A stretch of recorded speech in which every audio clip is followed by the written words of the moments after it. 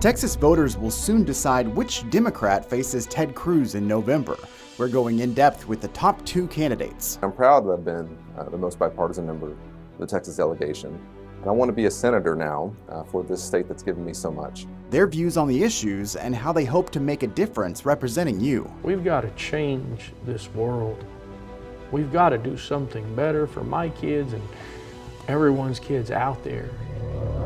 Plus, we hear from the man they're trying to defeat. Nobody can watch the chaos at our southern border and defend it, which is why the Democrats' strategy is pretend it doesn't exist. Senator Ted Cruz gives insight into his ideas on immigration and the border on this special edition of State of Texas. Produced from the Capitol in Austin and airing statewide, this is the award-winning State of Texas. Hello and thank you for joining us. I'm Josh Hinkle. Early voting starts Tuesday for the Texas primary. One of the closest watched races on the ballot is the Democratic campaign for U.S. Senate.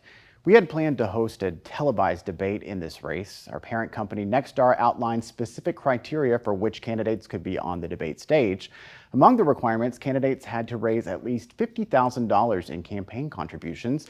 Also, they had to receive at least 5% support in a major poll of Texas voters. Of the 9 candidates on the ballot, 2 qualified for the debate stage, Dallas Congressman Colin Allred and San Antonio State Senator Roland Gutierrez. The televised debate has not happened, so before early voting begins, we decided to take a different approach on behalf of Texas voters.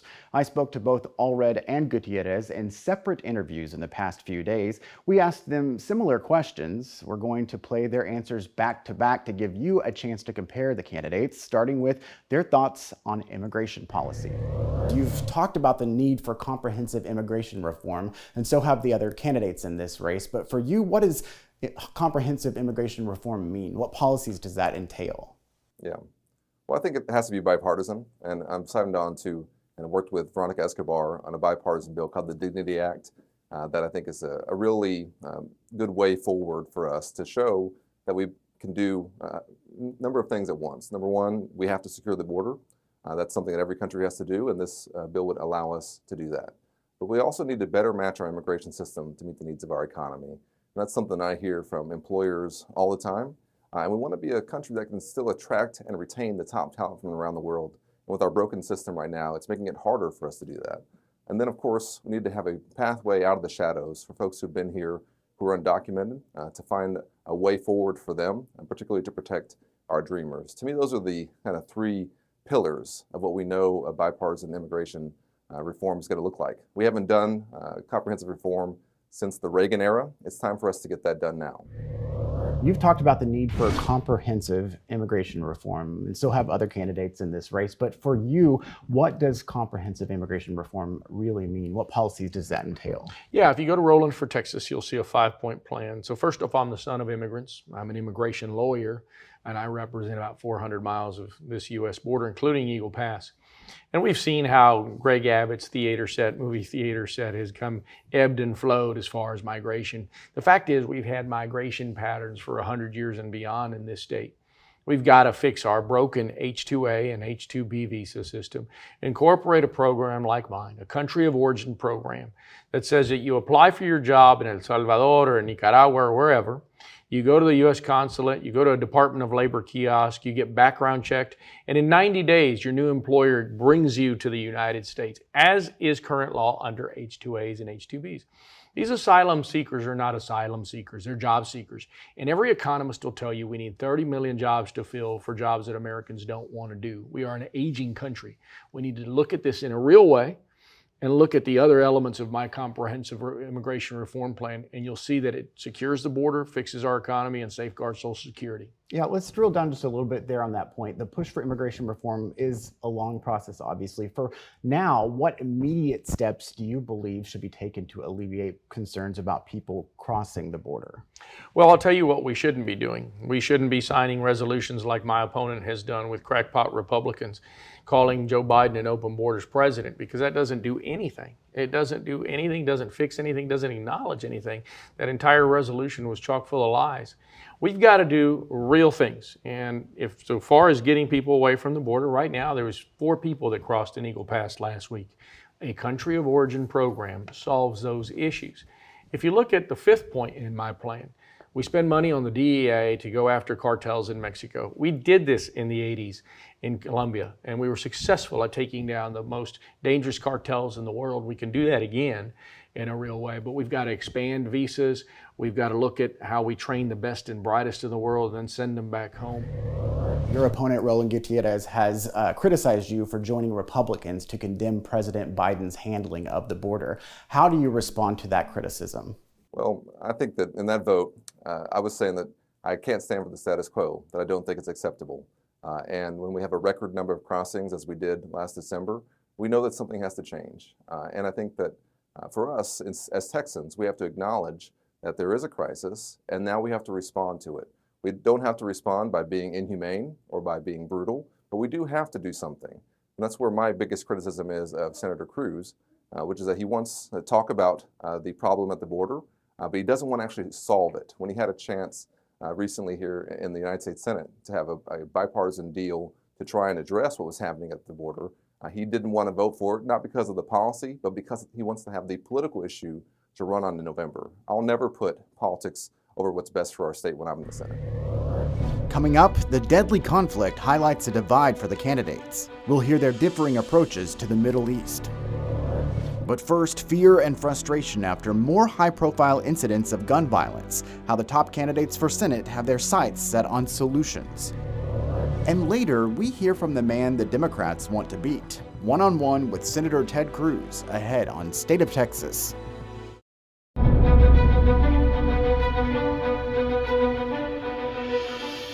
Gunfire inside a Houston megachurch, a mass shooting at Kansas City's Super Bowl celebration, students shot in an Atlanta high school parking lot. Just the latest round in what seems to be a never-ending series of gun violence in our country. The frequency of shootings brings out both fear and frustration over a lack of solutions.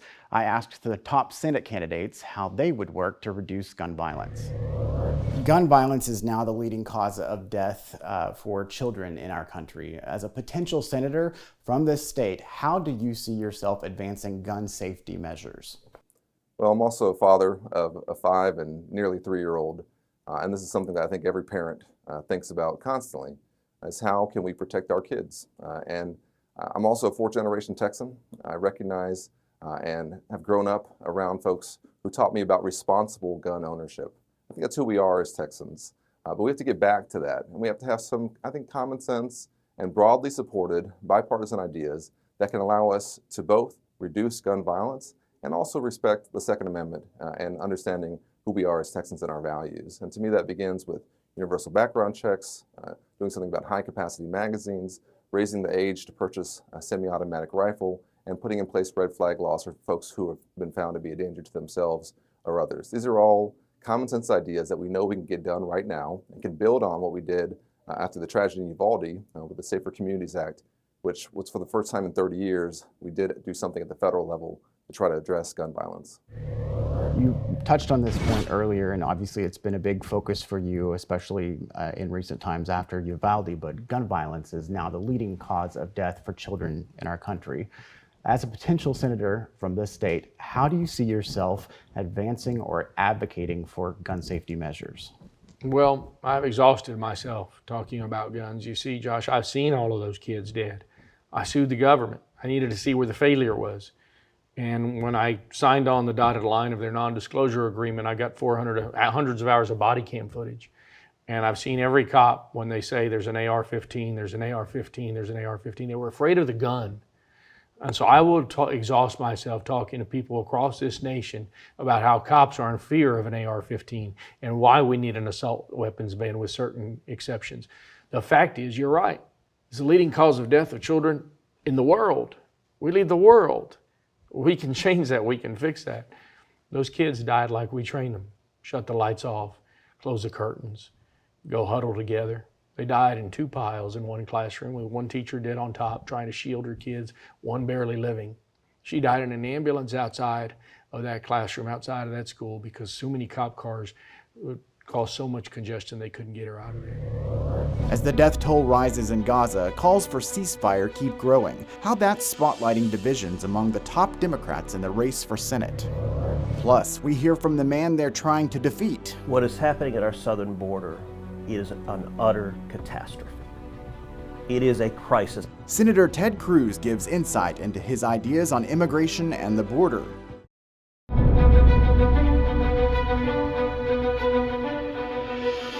The deadly conflict in Gaza is highlighting division within the Democratic Party.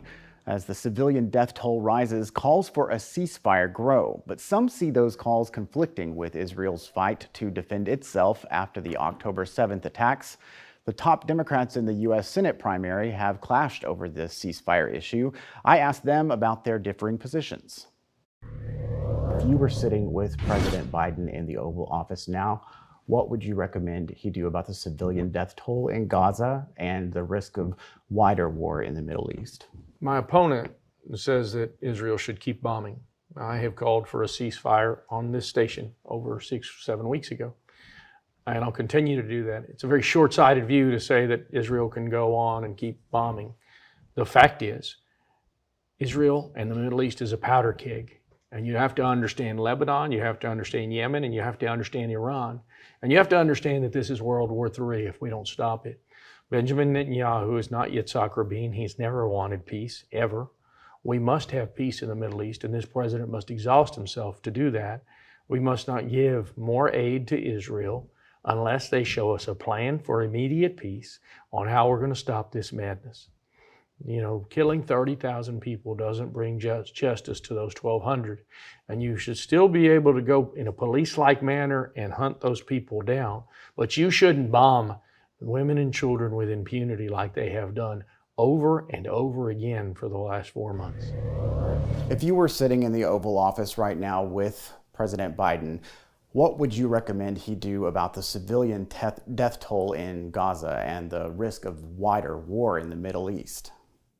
Well, I think the President and the Secretary of State are working very hard right now to try and find a solution that leads to a ceasefire of some kind in exchange for the release of hostages and an agreement that leaves Hamas no longer in a position to be able to conduct an attack like they did on October 7th. But I am, like everyone, heartbroken about when you see civilian casualties in Gaza, just as I was heartbroken about what happened to the Israeli people on October 7th, which was the deadliest day for the Jewish people since the Holocaust. And we have to find, I think, as our role as the United States is to help shape what comes next, both in Gaza and for a potential Palestinian state. And that, to me, has to be the end goal, that we have a peaceful and independent Palestinian state next to a safe, secure, stable, democratic and Jewish state in Israel. That, to me, has to be the end state that we try to work towards. You know, there is a lot of concern about the state of democracy, and many people of all political beliefs think that the country is on the wrong path, and our elected leaders get a lot of that blame. To any Texan watching, why are you the candidate that they should put their trust in? Well, I'm not a career politician. I'm a former NFL linebacker and a lawyer and somebody who's a fourth-generation Texan, and I think I know who we are. We're not who Ted Cruz says we are. We're not as divided as he makes us out to be. We're not as divided as you see on cable news at night. That's not the Texas that I know. The Texas that I know is one that helped a kid who was raised by a single mom chase his version of the American dream, going to my local YMCA, relying on my teachers and my coaches. We are a state that can come together and do incredibly big things. But we have to have leadership in place that understands that and tries to nurture that, not that tries to pit us against each other. And unfortunately, Ted Cruz has been doing that for 12 years, and we can't afford 6 more years of it. So I'm asking for folks' support, asking for your vote, and I want to serve you in the United States Senate. Right now, there is a lot of concern about the state of our democracy. Many people of all political beliefs think the country is on the wrong path, and our elected leaders get a lot of that blame. To any Texan watching, why are you the candidate that they should vote for and put their trust in you? I think people are frustrated. They're so frustrated. I ran into a woman named Antonia Molina in Harlingen. She's in her 70s, living on $760 a month in Social Security. How in the world are she supposed to make ends meet with that? It's an impossibility. You have people that are frustrated trying to figure out how they're going to send their kids off to college, how they're just going to pay the out-of-pocket medical bills. All of those frustrations are not answered by anybody in Congress. You've got Washington politicians that just want to stay there and go to the steak dinner with the lobbyists. I'm 53 years old. I'm not 42 like my opponent. This is an ambition for me. We've got to change this world. We've got to do something better for my kids and everyone's kids out there. This isn't about personal gain. It has to be about how we are going to change this state and this country for the good of all. And I believe I've done that. There's much more to my conversations with the candidates. We posted the complete interviews online, and you can hear their ideas for ensuring access to health care and abortion, along with their thoughts on term limits and legislation affecting the state's electric grid. You can find those interviews now in the State of Texas section of our website. You've heard from the top Democrats. Now hear from the man they're trying to defeat in the race for Senate. Senator Ted Cruz gives insight into his ideas on gun violence and the border, next on State of Texas.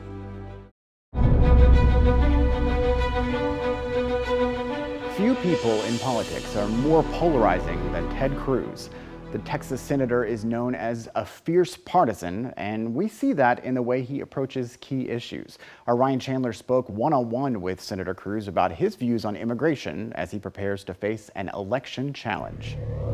Still no progress towards what every Republican agrees is the top priority, better securing the border.